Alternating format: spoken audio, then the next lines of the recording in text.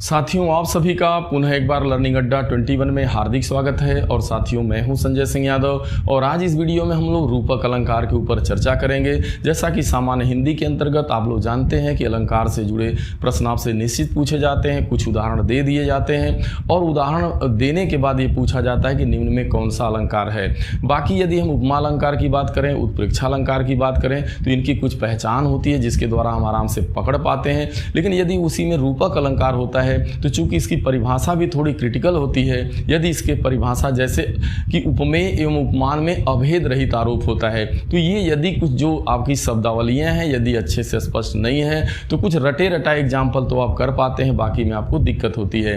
तो साथियों, यहाँ पर 10 उदाहरण भी लिए गए हैं जो बार बार प्रतियोगी परीक्षाओं में आपसे दोहराए गए हैं। यानी यह वीडियो अपने आप में रूपक अलंकार की एक कंप्लीट वीडियो होगी, संपूर्ण जानकारी आपको मिलेगी साथियों।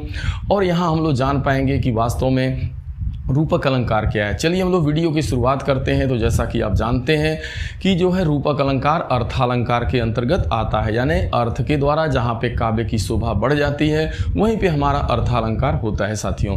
अब हम लोग बात करते हैं यदि उपमा अलंकार की, तो उपमा अलंकार में जहाँ पर आपको पता है कि उपमेय एवं उपमान में जहाँ पे तुलना की जाती है यानी जहाँ समानता दर्शाई जाती है तो वहीं आपका उपमा अलंकार होता है। ये बहुत आसान होता है, कुछ वाचक शब्द लगे होते हैं जिसके द्वारा हम पकड़ पाते हैं। उपमा अलंकार के ऊपर मैंने वीडियो पहले से बना रखी है। अब यदि हम उत्प्रेक्षा अलंकार की बात करें तो यहाँ पर साथियों जो है आप जानते हैं कि जहाँ पर उपमेय एवं उपमान के बीच संभावना दर्शाई जाती है, यहाँ मनोह मानव जनव जानव आदि कुछ वाचक शब्द आते हैं जिसके द्वारा हम अच्छे से पकड़ पाते हैं कि दिए गए एग्जाम्पल को हम बहुत आसानी से पकड़ पाते हैं, क्योंकि यहाँ पे कुछ वाचक शब्द लगे होते हैं और यहाँ पे संभावना दर्शाई जाती है उपमेय एवं उपमान में। और हम चलिए बात कर लेते हैं जिस अलंकार पर हम लोगों को चर्चा करना है, रूपक अलंकार। तो रूपक अलंकार की जैसा कि परिभाषा पे आप जानते हैं तो वहाँ परिभाषा में ये बात जो है आपकी लिखी गई है कि जहाँ पर उपमेय एवं उपमान के बीच अभेद रहित आरोप हो। और यदि आपको अच्छे से इस अभेद रहित आरोप शब्द का कॉन्सेप्ट यदि अच्छे से नहीं पता है तो आप नहीं कर पाते साथियों। अभेद रहित आरोप होता है। तो चलिए हम लोग थोड़ा सा यहाँ पे उपमेय एवं उपमान को समझ लेते हैं, फिर इसके बाद हम लोग रूपक अलंकार को समझने में आसानी होगी। देखिए, एक होता है आपका उपमेय और दूसरा होता है उपमान। क्योंकि जो भी आप खास करके अगर अर्थालंकार की बात करेंगे तो ये उपमेय उपमान बार बार आता है। उपमेय का मतलब होता है साथियों जिसकी उपमा दी जाए, यानी जिसकी उपमा दी जाए और जिससे उपमा दी जाती है, यानी जिससे उपमा दी जाए, ध्यान देना है, जिसकी उपमा दी जाए यानी जिसकी आप उपमा देते हैं वह आपका उपमेय हो जाता है, और जिससे उपमा देते हैं आप यानी जिसके द्वारा आप उसकी उपमा देते हैं यानी जिससे उपमा दी जाए तो वह आपका उपमान होता है। चलिए एक उदाहरण लेते हैं। पहला उदाहरण लिखा गया है उत्प्रेक्षा रूपक अलंकार का है कि मुख चंद्र है। तो यहाँ पर आप देख रहे हैं कि मुख चंद्र है। देखिए यहाँ पर मुख और चंद्र है, ठीक है। तो यहाँ पर आप देख रहे हैं कि भाई जिसकी उपमा दी जाए, तो यहाँ किसकी उपमा दी जा रही है? मुख की उपमा दी जा रही है, यानी मुख की उपमा दी जा रही है, इसलिए यह जो है आपका उपमेय हो जाएगा। अब देखिए जिससे उपमा दी जाए तो जो मुख की उपमा है ना वो किससे दी जा रही है? चंद्रमा से दी जा रही है, तो यहाँ पर यह क्या हो जाएगा? उपमान हो जाएगा। जैसे मान लीजिए काली और आपकी गाय दे दिया, तो काली गाय में आप देख रहे हैं कि किसकी उपमा दी जा रही है? भाई जिसकी उपमा दी जाए तो उपमा तो दी जा रही है जो है गाय की, और जिससे दी जा रही है वह आपका उपमान हो जाएगा। यानी काला जो है ये विशेषण है और गाय क्या है? देखिए एक विशेषण एवं विशेष, तो उपमेय को देखिए विशेष से बोला जाता है और उपमा को जो है आपका विशेषण बोला जाता है, ठीक है। तो यहाँ पर आप देख रहे हैं काला शब्द जो है वो काली काला ये विशेषण है और विशेषण और ये आपका विशेष से हो गया, ठीक है। ये विशेष से को ही आप उपमेय कहते हैं। यानी यहाँ पर ये आपका देखा जाए तो उपमेय है और ये आपका उपमान है। तो यहाँ पे उपमेय उपमान अब अच्छे से स्पष्ट हो गया है। तो देखिए यहाँ पर ये बात होती है कि जहाँ पर उपमेय एवं उपमान के बीच कोई भी भेद न हो, यानी कोई भी अंतर नहीं होना चाहिए, यानी उपमेय एवं उपमान एक दूसरे का एकाकार हो जाए या कोई भी अंतर न हो। यानी कहने का मतलब है कि मुख चंद्र है, यदि सब इस पूरे वाक्य को पढ़ते हैं तो इसमें जरा सा भी कोई डाउट नहीं होता या जरा सा भी कोई तुलना की बात नहीं है। भाई मुख चंद्र है, यानी 100% जो मुख है वो चंद्र है, ठीक है, यहाँ कोई डाउट नहीं है, कोई अंतर नहीं। इसीलिए लिखा जाता है वहाँ पे अब परिभाषा में अभेद रहित आरोप, यानी उपमेय एवं उपमान के बीच कोई भी अंतर नहीं है, कोई भी भेद नहीं है, दोनों का बिल्कुल एकदम स्पष्ट रूप से एकाकार हो जाता है, यानी उपमेय ही पूर्ण रूप से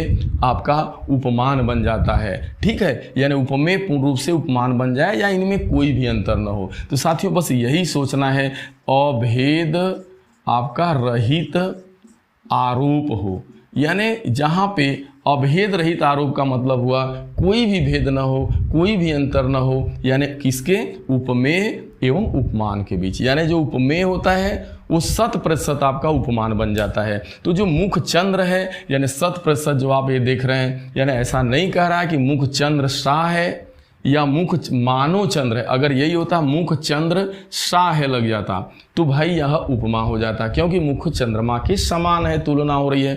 और यही हो जाता मुख मानो चंद्र है, तो भाई मानो का मतलब अब आप यहाँ पे संभावना दर्शा रहे हैं, लेकिन यहाँ कह रहे हैं मुख चंद्र है, तो यहाँ पे कोई भी डाउट नहीं है, कोई भी भेद नहीं है, 100% जो मुख है वो चंद्र है, यानी जो उपमेय है वो उपमान है। तो ये आपको अच्छे से समझ लेना पड़ेगा, फिर आपका कोई भी गलती होने वाला नहीं है। देखिए और अन्य भी यहाँ पे 10 उदाहरण दिए गए हैं।